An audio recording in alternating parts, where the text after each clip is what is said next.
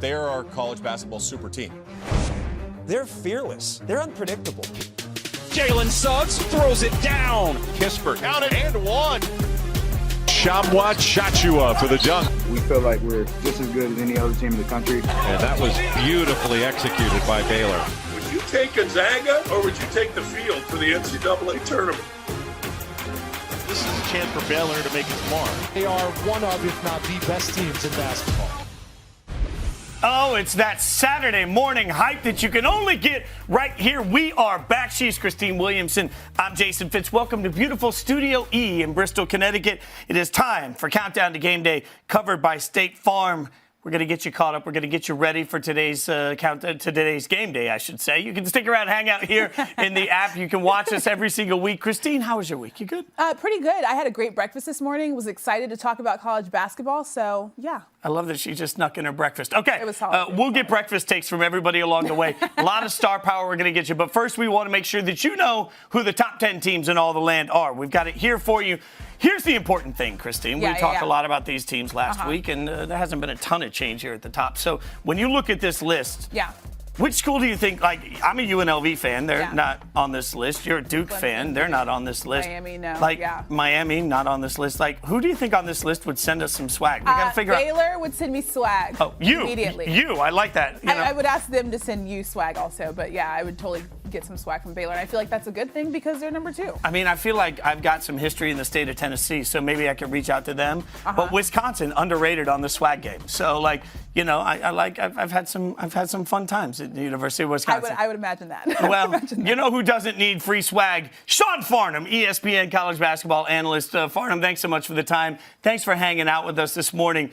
You know, when you went to UCLA, so are you just branded top to bottom in all things UCLA gear? Like, do you still get, as a UCLA legend, you get tons of swag? I'm just being honest. I've been very limited on my amount of swag in recent years. However, with the new Jordan brand deal, I'm going to be all over the swag for the Bruins. I already let my people know that the first J's that come out in UCLA colors, I need to have them on my feet. See, this is why we like having guests on here, because they help us with these things. All right, we're going to play a game with you, Farnham, and that game is contender-pretender. So we'll lay out a team for you, and you tell us whether you think they're a contender for the national championship or a pretender. Are you ready to go here? I'm nervous, but somehow, some way, I think we're going to navigate our way through this. All right, let's start with the number 3 team in all the land, Villanova. They played their first game in 27 days, barely beat Seton Hall, but that's a long gap. So what do you got here? Contender, pretender? They are definitely a contender. I think when you look at this team, that long of a gap, they played Seton Hall. Seton Hall's been playing some of its best basketball this season. Jay Wright's team is loaded. This roster looks like similar rosters that have won national championships for Villanova. When you think about Colin Gillespie, Jeremiah Robinson-Earl, who's probably one of the more versatile scorers and offensive threats that we have in the college game, they have everything you need to be able to compete at a high level. The problem is it's almost like it's 2 seasons because they got their season started up in Bubbleville. They played all those games, and then they had that 27-day layoff that you just talked about. There's a lot of restarting the engine, getting re-engaged, and in particular, I saw some flaws at the defensive end of the floor against Seton Hall. They'll have to fix, but they're capable of doing it. Stick there for a second before we move on. You mentioned the gap and getting re-engaged. From a player's standpoint, what's the toughest part of getting back into rhythm when you've had a long break? The mental edge. I mean, it's not the physical aspect because even with the starting and stopping, you're still getting shots up. You're still doing a lot of those things. But the mental aspect of the game, being dialed in, and I think that's where it shows up at defense, because if you're not locked in for the full shot clock, the full possession, you're not fighting through screens, you're not communicating with your teammate, you can get disjointed at the defensive end and start chasing. And once the offense has you chasing, that's when things go bad. All right, next up, number 4, Iowa, and I'm going to use a phrase that you yourself used before the show started. They did have their asses handed to them by Indiana on Thursday. So what do you think, contender or pretender? All right, look, I responded to this email at 2 o'clock on Thursday. You know, I could have gone without the loss to Indiana. I'm going to go still contender. Here's why. Jordan Bohannon was atrocious in that game. I mean, he didn't hit a shot. Luka Garza was outstanding. And as long as you have Luka Garza on the floor and you have an offense that's capable of scoring over 90 points, which Iowa does, then they are still a contender. The light as far as how much we're turning it on and off for contender, dims a little bit, obviously, with the loss against Indiana. But this team, and when you have a player that you can literally at any point in time, you're going, okay, we're struggling offensively. Where do we go? We go to Luka Garza underneath, and we play through him because not only is he a great scorer down low on the block and he can create position close to the rim, they do have great shooters on the outside. They just did not shoot the ball well against Indiana, and conversely, that impacted their defense. All right, so next up on the contender-pretender game, just because I like saying shaka smart, let's talk about Texas, a team that actually plays a little bit of defense. What do you got, contender-pretender? Definitely a contender. I love Shaka Smart's team. Because Shaka Smart, to me, they have the great ability to score the basketball defensively. They are a dangerous team. They have one of the best defensive efficiencies in all of college basketball. Great length out on the wings. They can really stretch you. Now, the concern comes at the guard position. They have struggled at times in important moments with guard play. The best story in all of college basketball simply is Andrew Jones.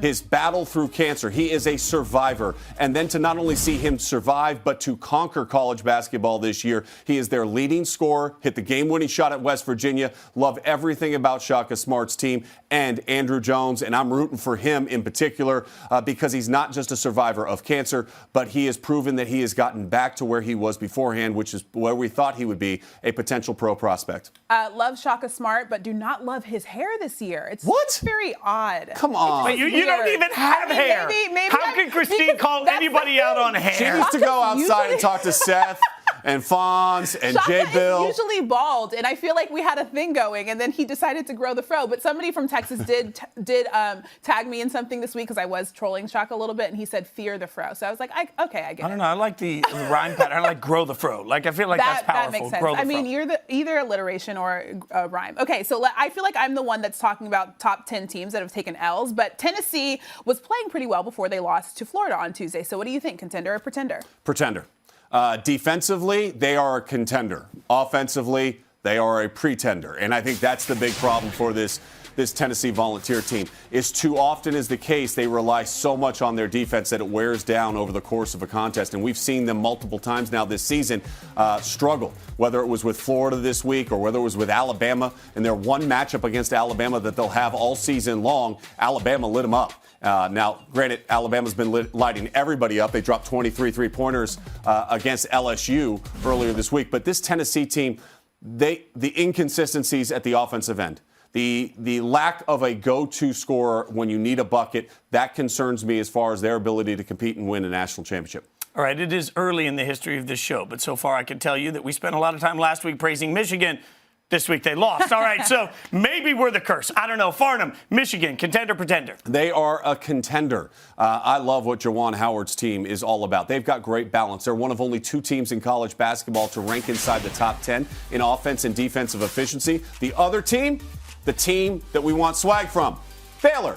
So, I mean, that's pretty good company to be part of. Did you just put yourself in our swag battle here? Well, look, I've heard that your co-host gets swag and you don't. At least that's what you told me. Never mind that. Hunter Dickinson is outstanding. Great size. They can play through him. He's one of the most dominant freshmen that we have in the game. And like Texas, they have great length on the wing. The question mark comes from consistency at the guard play, but I don't think there's much of a question there. This team defends. They share the ball. They're tough. They rebound. I love what Juwan Howard is building at Michigan. All right, let's give some love to the AAC. Houston on a 5-game winning streak. They're 12-1 overall. What do you think? Contender, pretender? Defensively, they are a contender.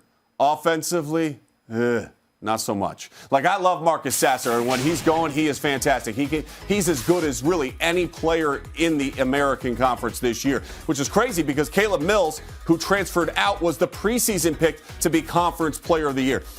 I love this team's defense. I love their ability to rebound. That's good enough to win them a couple of games in the NCAA tournament. But eventually you're going to have to score the ball at an elite level. They are not consistent enough. This team is very similar to me as Tennessee. That makes them a top 10 team, an Elite 8 caliber team. I just don't see them as a Final Four or national champion. Well, it's not necessarily a great year to be a college basketball blue blood, but let's take a look at one of them next. Number 9, Kansas. Remember, they're going to be taking on Oklahoma at noon Eastern today on ESPN. So, do you see them as a title contender or pretender? Fitzy, we're talking about the Jayhawks coming off of back-to-back losses. Inside conference play. That doesn't happen very often. but I'm still buying them. I'm still saying contender. And here's why I'm telling you. Not so fast, my friend. I feel like I'm Corso all of a sudden with game day and everything. It's awesome. All right, but hey, this is why I'm still buying them. You can fix the problems that they had. They were down 18, were playing horrible at Oklahoma State, rallied to take the lead in that game to fumble it away. Disappointing, but yet fixable. You look at the game against Baylor. They held everybody in check except for Jared Butler. Jared Butler killed them. And from the outside, there were 5 uncontested, wide-open three-point shots that he had. That's a breakdown in communication and coverages. You can fix that. Yes, they don't have Doke Azubuike underneath this year. That's a problem. He can't protect the rim. I get it. But this team is still talented enough to make a great run in the NCAA tournament. They rely a lot more on their youth than they have in recent years, and they have to shoot the ball consistently. And that's where you look at Christian Braun and just how much he's impacted this team this year, as well as Jalen Wilson, who for the first 4 weeks of the season was one of the breakout stars of college basketball. They're 4th in the Big 12 this season, but I'll be one to tell you that the Big 12 is one of the best basketball conferences in the country. It took 11 minutes to get Big 12 praise. It's a tough conference to play in. All right, the last team, number 10, Wisconsin. They're 12-3 after winning 2 in a row after getting blown out by Michigan. So what do you think, contender or pretender? Why are you focused on all the negative here? I mean, you're talking about Iowa losing to Indiana. Like, I'm a half-full kind of guy. Like, what are we doing here? Like, you know what? Contender. They got blown out against Michigan. It was a wiping of the floor in that game. There's no doubt about it. But that's not who Greg Gard's team is. Greg Gard's team controls the tempo every single game, except for the Michigan game. Didn't control much that night at all. But they can play inside out. They've got great versatility with their front court. It's one of the best front courts in all of college basketball. And Demetric Trice has become a very consistent scorer from them on the outside. And I think his offensive emergence makes me believe that, especially in the NCAA tournament, where teams aren't as familiar with your style of play, not as familiar with your sets as we see in conference play, I think this is a team that's going to cause a lot of problems when we get to the NCAA tournament. All right, so in the spirit of trying to get more swag, let's talk more about Baylor. They got the big matchup. We mentioned it earlier today. Number 2, Baylor taking on Oklahoma State. And Cade Cunningham, obviously, a big part of the story. So what do you expect from the game today, Farnham? Look, I think that this is not going to be an upset in the making. And the reason why it's not going to be an upset in the making is exactly what we were talking about as far as Michigan goes. It's balance. The other team that's in the top 10 in offense and defensive efficiency is the Baylor Bears. They do such a great job defending, and they can switch everything, really, 1 through 5. So they keep you out on the perimeter. They rarely give up driving lanes to the hole. And then you're talking about the backcourt in particular at the offensive end of the floor. We mentioned Jared Butler. Jared Butler is playing at an all-American level. Scott Strew's team has taken the upset of last year, the pit in their stomach. Remember, this was a team we thought could win a national championship last year, and they never got an opportunity to try to fight for it. This year, they see it as their mission. They're focused on it, and I love the way that they're attacking it. I think this is another step for Baylor. They will take a loss inside the Big 12. They will, because of how difficult the conference is. It's just not going to be today. So one of the guys that they have to defend, Cade Cunningham, he's 6'8", averaging 18 points per game, 6.2 rebounds per game. What do you expect to see out of him today? I expect to see what we've seen all season long, and that's the guy that could be the number 1 overall pick in the NBA draft. He is silky smooth. Guard-like skills, and you mentioned 6'8". That is scary to think about. Now, the one thing I will say is, at times, I feel like he defers too much. He doesn't have that take over the game mentality, and I would like to see him try to take over this game today. Because for them to win, he has to get north of 25 points in this game, get to 30, 35 points, and he is capable of doing it. His efficiency is off the charts, whether it's from 3 or attacking, that mid-range jump shot. He's also superb in facilitating the offense, passing to his teammates, setting up the table, and then the hustle plays. That block that he had against Kansas, where he then went out of bounds, flung it in the court. He doesn't get the assist. That's the hockey assist, but that was the best hockey assist maybe we saw all season, and a very important win for Oklahoma State. Remember now, they were put on probation and they were told they couldn't play in the NCAA tournament. There's been a stay on that. So as they gather up some wins here inside conference play, they could find their way into the NCAA tournament, which would be great for all college basketball fans to get a chance to see Cade Cunningham on the biggest stage. There's no way we can have Sean Farnham hang out with us and not ask him about the big news in the Pac-12, obviously. Larry Scott, Pac-12 commissioners, announced that he'll be stepping down at the end of June. So I'm going to ask you to quickly give me your thoughts on Larry Scott, and also a heated question for you, Farnham. At this point, the Pac-12 seems to be teetering in some ways on the verge of irrelevance in some sports. Are they closer to Power 5 or Group of 5 at this point? Unfortunately, Group of 5. And the reason why they're closer to Group of 5 is you look at the fact that 2 times out of the last 7 years, they've been able to get inside the college football playoffs. They are on the outside looking in more often than not. You have to be superb and over the top great in the Pac-12 in order to get there. I think one of the things the next commissioner has to do is change the scheduling. The scheduling is not advantageous to protect the best teams like we've seen in other conferences, in particular the SEC, to make sure that their best teams have the best chance to thrive. The Pac-12 needs to adopt that. In basketball, they haven't won a national championship since 1997. That was Arizona Simon Says championship. Miles Simon, shout out to you and the Los Angeles Lakers as you guys continue to roll. But they need to be more relevant. Power 5 rankings, Ken Palm has the Pac-12 6th right now in college basketball. Larry Scott did a lot of really good things for the conference, in particular the Olympic sports, in particular broadening the global brand of the Pac-12. The China game was very successful for the conference overall. But the problem is this, the network, you can't find it. So it's unlike a lot of these other networks that we see, like the SEC network, ACC network, Big Ten network. You can't find the Pac-12 network.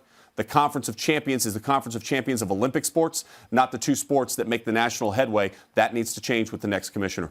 Sheesh. Things are tough out west. Well, no, it's not. Have you been there? The sun is great. It's not 24 degrees. What are you talking about? It's great out west. I like the cold. No, I don't. I'm just lying. I was just trying to be a glass half full type person because you said I was glass half empty. So I appreciate that. Like I would give you that. Thanks so much, Fawn, for joining us. Thanks, Fawn. All right, it is time for Who's Hoopin'. We're going to take a look at who is hooping around the league. Hello, welcome to the big time. Oh, my. He is showing off the bounce. Oh, the lob. He is a winner with a capital W. Oh, yeah, oh, yeah, oh, yeah. Alabama's John Petty Jr. is a freaking bucket. On Tuesday, he hit 7 straight threes versus LSU, finishing with 24 points, 8 of 10 from beyond the arc in a blowout win over LSU. What a bucket. And speaking of Alabama, overall they're hooping atop the SEC standings, undefeated in conference play. Alabama's doing it with the long ball. In the aforementioned LSU blowout win, I just wanted to use aforementioned in the sentence, Bama made 23 threes. That's not a misspeak. An SEC record. Crimson Tide didn't take any mid-range jumpers and scored 105 points against LSU. Just 1 against Kentucky in the mid-range jumper section. So SEC Network analyst Peter Burns calls them the Alabama Houston Rockets. I don't know if that's a compliment, but I know they're hooping. I love when we get some women's basketball in this show. Paige Beckers, she's a freshman. She sprained her ankles minutes earlier and then hit that late three-pointer, which iced the win for UConn over Tennessee. The dagger gives the hype freshman a signature moment in her growing legend. An important moment right after Gino said it's not a rivalry anymore. So good that they had a good game. Last up, Naz Hillman, put up a 50 burger. I still don't know why it's a burger. Like 50 points. Why is it a burger? But he puts up 50 points for number 11 Michigan in an 81-77 loss to number 17 Ohio State. That's most by a men's or women's Michigan baller and just the second D1 player in the last 20 seasons with 50 points and 50 boards in a game. Good work. Fitz, you mentioned this earlier because you are not a Duke fan. You do not like them. But this week, something happened in college basketball that has not happened since December of 1961. Neither one of us were alive then, right, Fitz? Wow. It was the last time that Duke, Kentucky, and North Carolina were all unranked in the AP poll. What is happening? It's 2021. That's what's happening. I mean, you can't expect anything. Everything is unexpected. Well, if 2021 gives me the gift of no Duke, I'm happy. All right, so let's get some thoughts on all of this from our ACC Network guru and good friend, Jordan Cornette, joining us. Jordan, I think we've got Jordan here, right? Jordan. Oh, look at Jordan. Looking good, my friend. Hey, thanks for hanging out with us. Let's start with Duke. They've dropped their last 2 games. They're 5-4 this season. They play Louisville today on ESPN at 4 p.m. Eastern. So what the heck's gone wrong for Duke?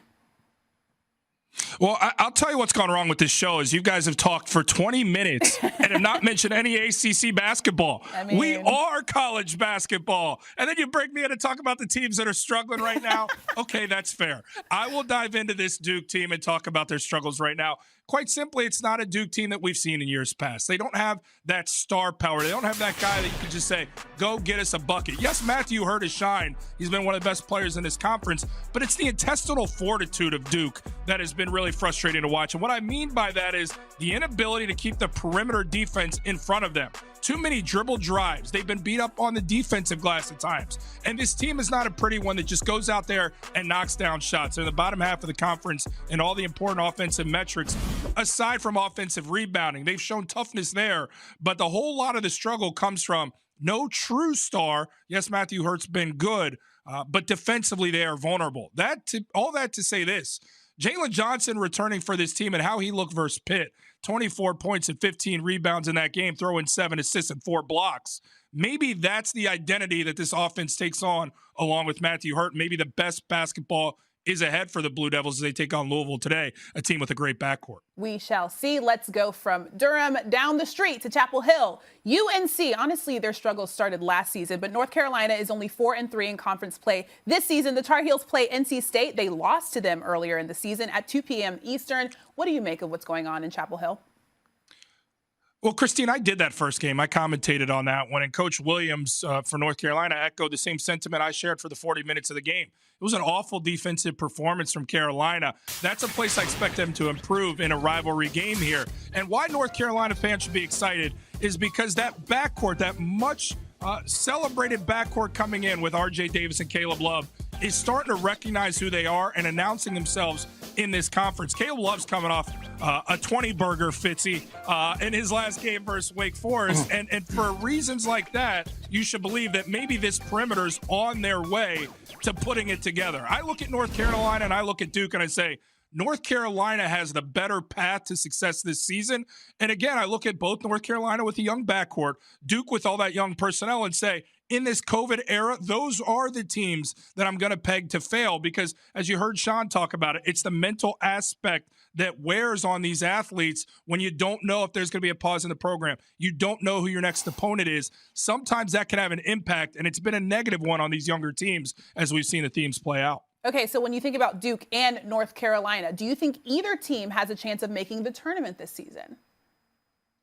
I think both do, and I think both will. And when you've got coaches and you've got the talent that they do have, I think we've seen that attrition early on because they're young. They'll find a groove. They'll figure it out. Duke doesn't go on losing streaks for long, and North Carolina's just got too much talent, especially in the interior, where their best offense is go get that thing and bully you on the low block. That'll always find a way to rise to the top and find wins. They'll do enough, but in this era, when you're not sure how many games you'll have in a truncated season, you got to take every game for what it's worth and go out there and win. And I'm kind of noticing the trend here is we're going to talk about Duke and North Carolina. What about Virginia? They're a really good team. What about Florida State? They're a really good team. What about Virginia Tech? Every time, Christine, I'm on with Fitz, it's always dog in the ACC. I'm tired of this. Hey, real tired of it, Fitz. You're too good of a friend to do this to Jordan, me. I'm an ACC girl. Don't worry. First and foremost, Mr. Cornett, watch the show. Last week we talked about Virginia plenty. We gave them plenty of love. Yeah. Second, I went to high school in Bowie, Maryland. PG, I went to those Maryland Duke games when Maryland was still in the ACC. I got ACC love. Come on now. All right. So we do miss Maryland in the ACC. Yeah, Maryland was good basketball. By the way, I'm going to make 50 burrito a thing. All right. So we love it when you join the program because we always have a good time. But we're going to get you to look back at some of the last week's plays with us with some surprisingly great plays brought to you by State Farm. And let's start with some blue blood theme here. Surprisingly great for Georgia, not so much for Kentucky. The Wildcats lost another game, this time to Georgia in the final seconds. What do you think here? Cornett, you gotta protect the goal. You gotta protect the goal above all else on an out-of-bounds under, and it's plays like that that have defined Kentucky this season. It's a mental lapse. 3 defenders, all of them giving up a clear pathway at the rim.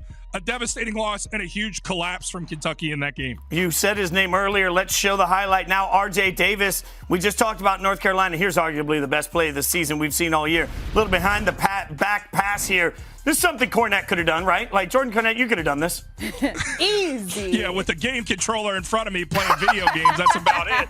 But this is when Carolina's at their best. generating plays through excitement and energy, going off script. When you have that many athletes, Leaky Black to Armando Bacot, the punctuation, need to see more of this effort from an uber athletic Carolina team that has their best basketball in front of them. All right, since we're talking about North Carolina, let's talk about Roy Wavy Williams.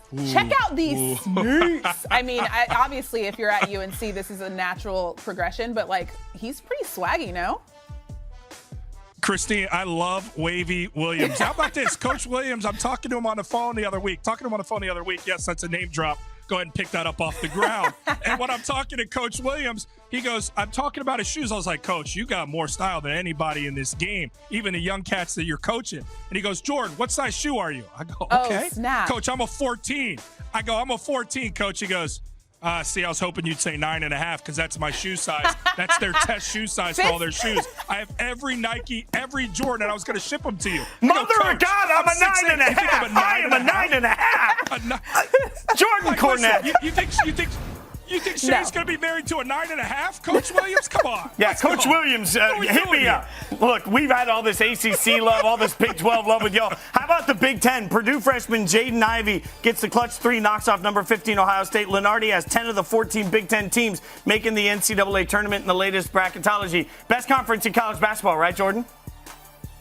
It is absolutely the best conference in college basketball. I can say that as an ACC guy because every game played in that conference I have to sit down and watch. And also put some respect on the Ivy family name. That is basketball royalty. Niele Ivey won a national championship playing women's hoops at Notre Dame in 2000. She has now replaced Coach Muffet McGraw, the legend there. She's doing great things, and so is Jaden Ivey. Poster of the week, Rutgers' Ron Harper Jr. Oh my freaking goodness. This is embarrassing.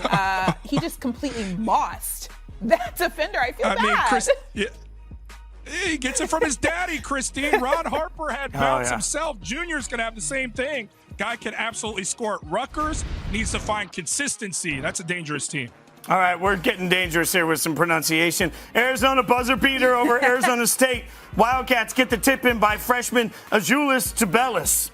Man, you killed that. I feel like I did okay with that. You nailed it. Oh, look at that. I'm a pro. You nailed it. That's really all we got to show you on this highlight. We can just keep moving. I just wanted to prove I can pronounce a name. All right, and then Akinjo definitely got fouled there. I mean, no whistle. I mean, but it's in our top place, so that's all that matters. All right, this is one of my favorite things. I actually found out the whole entire story of this by Fitzy, and it's a little bit of trolling. Wow. Florida blew out number 6 Tennessee. Of course, the Florida men's basketball Twitter account posted the lopsided score with a "We're loving it" in reference to allegations by the Dan Patrick Show that Tennessee football paid recruits with money in McDonald's bags. And this is the ultimate. This is just amazing, honestly. Well, you guys both know me well. I do love that the trolling is going on there, but as it pertains to Tennessee, if I was one of those recruits, I would be more upset if I opened up my McDonald's bag and didn't see a Big Mac and saw money. Give me the Big Mac. I want the food. That's how I want to be honored with my commitment to a university. Give me the Big Mac. I can't promise you I'll be professional on this show every week, but I can promise you'll get Bill Walton. This is the Bill Walton quote of the week for our show.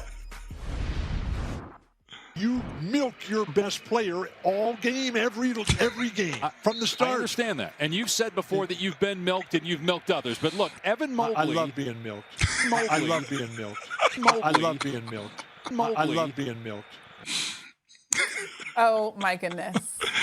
It doesn't require words. I mean, I was in the studio with Dallin Cuff when we heard that in our ears, and I was like, my goodness. This is why the guy will work here forever. I mean, that's why he'll always have a place for lines like that. Unbelievable. Yeah, I'm not going to say anything. I like my job. Let's get to the next one quickly. A little bit of high school basketball action here. Oh my Jordan Cornette, have you seen this highlight yet? This is Keyshawn Murphy's dunk. Yes. And look at it. Brings the house down. You did that in high school, taking right? a whole human out.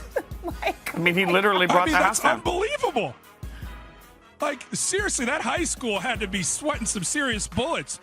That thing connects with anybody. I mean, you're talking about some serious liability. I don't know if I'm dunking ever again after that play. I feel like that's the most impressive thing, that nobody else nobody got taken out by that, because I feel like I would have totally been just staring at it. I'm just going to use that as the reason I don't dunk moving forward. Jordan, we appreciate you hanging out with us. What? I'm just going with it. I'm going with it. Jordan, thanks for hanging out. All right, go ahead, Christine. Before we go, I'm obsessed with this because this happened at the inauguration what was that, this week? That was on Thursday, Wednesday? Oh my goodness, it's been a long week. Anyways, Bernie Sanders has been memed across literally everything, and our wonderful producers have put together a package of Bernie Sanders being memed in sports. And our first one, this is amazing. Oh God, I remember this. Absolutely amazing. Chris Webber's infamous timeout.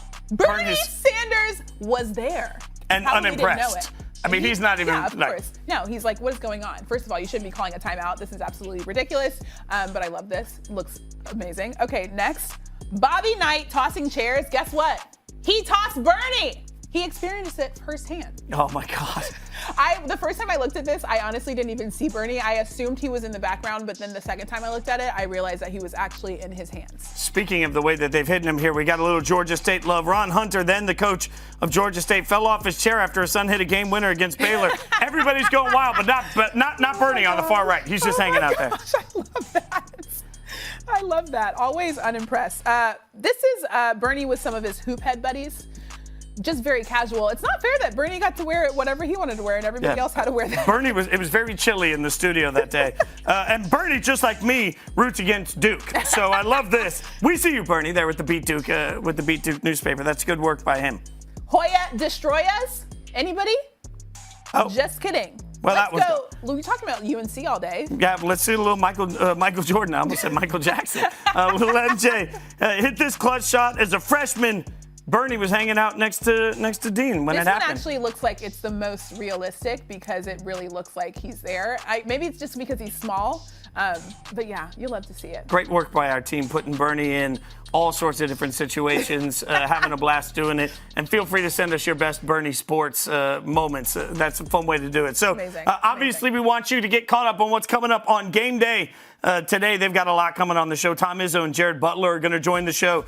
Gonzaga, Baylor, or the field, they'll give you their thoughts. Duke, Louisville, breaking down what's gone right, what's gone wrong for different schools across the landscape. You see the studio there. Reese and the guys getting ready to give you all the action. Obviously, it's a big day of ESPN college basketball across the networks. Be sure to keep hanging out right here all day. To watch it, you can just authenticate, stay in the app, and hang out. You can hang out with us every single Saturday at 10:30 a.m. She is Christine Williamson. I'm Jason Fitz. We appreciate you hanging out with us on Countdown to Game Day, covered by State Farm. Y'all enjoy a great day of college basketball.